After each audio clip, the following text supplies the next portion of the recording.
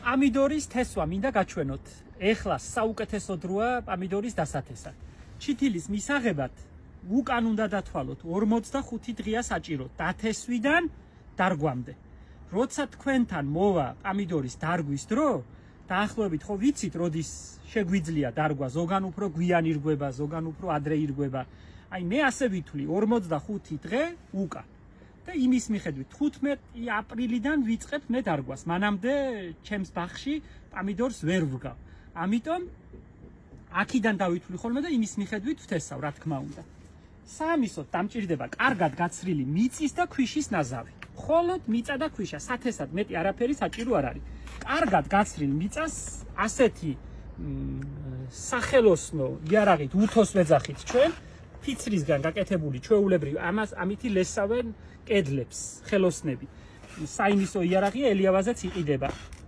ყველა სამშენებლო მაღაზიაში იყიდება, კარგად უნდა გაასწოროთ მიწის ზედაპირი. აი ეს სწორად, კარგად გავაუთოვებთ. და კარგად გასწორებას მნიშვნელობა აქვს დიდი, იმიტომ რომ არ დარჩეს ჩაღრმავებები, რომელშიც ჩადგება წყალი და თესლს ჩაალპობს. ასე კარგად გასწორებულ მიწას, გაუთოვებულ, კარგად დატკეპნილ მშრალ მიწას მოვწყავთ. კარგად დავაყენებთ წყალს იმისთვის, რომ გაიჟღინთოს.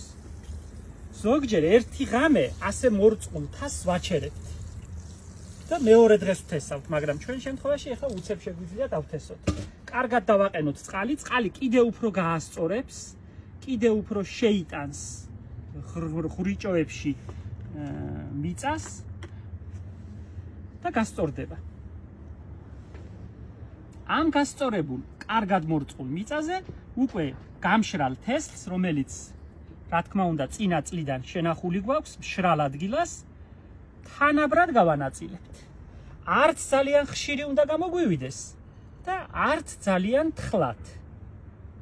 თუ სათბურში დააკვირდებით ჩვენთან, ახალ ნათესარებს ყველას შუშა აფარია. შუშა იძლევა სათბურის ეფექტს თასში. ჩაიორთქლება და თესლს მეტი რა სჭირდება? სითბო და სინესტე. ეს ორი პირობა აქვს იმისთვის, რომ გაღივდეს. დაახლოებით 1000 თესლი შეიძლება განაწილდეს ამ ზომის ყუთში. შეიძლება ადამიანს არ კონდეს ამხელა საშუალება, რომ ასეთი დიდი ყუთი განათავსოს. სამოყვარულო შემთხვევაში შესაძლებელია ეს იყოს ნაყინის კოლოფები. საოჯახო ნაყინის კოლოფები, რომელსაც ხვრელებს გაუკეთებთ. მე მგონი თანაბრად განაწილდა, მეტი არ ჭირდება და ღერღილის საცერით თხელფენას დავაყრით ასევე მიწის და ქვიშის, მდინარის ქვიშის ნაზავს. ისე რომ კარგად დაიფაროს თესლი. ერთი ასეთი უცნაური წესი არსებობს. მარტივი წესი, დაუწერელი, რომ არ წერია არც ერთ სამებაღეო წიგნში. თესლი იმ სისქის მიწით უნდა დავფაროთ, რა სისქისაც არის თვითონ თესლი. თხელ თესლებს თხელფენას დავაყრით, წვრილ თესლებს, უფრო მსხვილ თესლებს, უფრო სქელფენას. სულ რაღაც 3-4 დღეში გაღივდება სითბოში, თქვენ შემთხვევაში, მოყვარულების შემთხვევაში ეს შეიძლება მოხერხდეს ფანჯრის რაფაზე, სადაც თბილა და მზის სხივი წვდება. კიდევ ერთხელ მოვწყავ.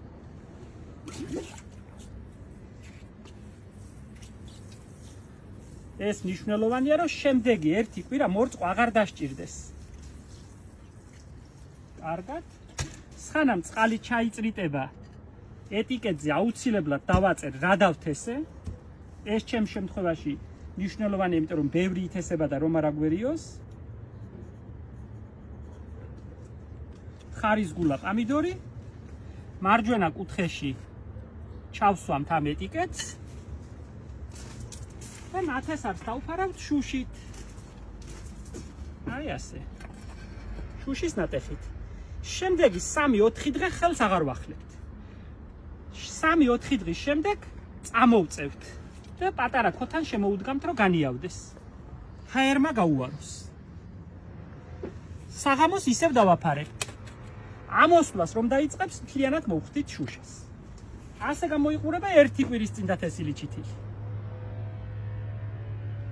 აი შვენივრად თანაბრად ამოსულა.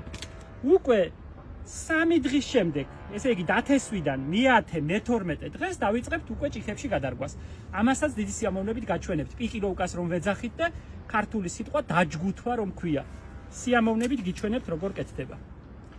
აბა წარმატებელს გისურვებთ თესვაში. უკვე მოვიდა საამისო დრო.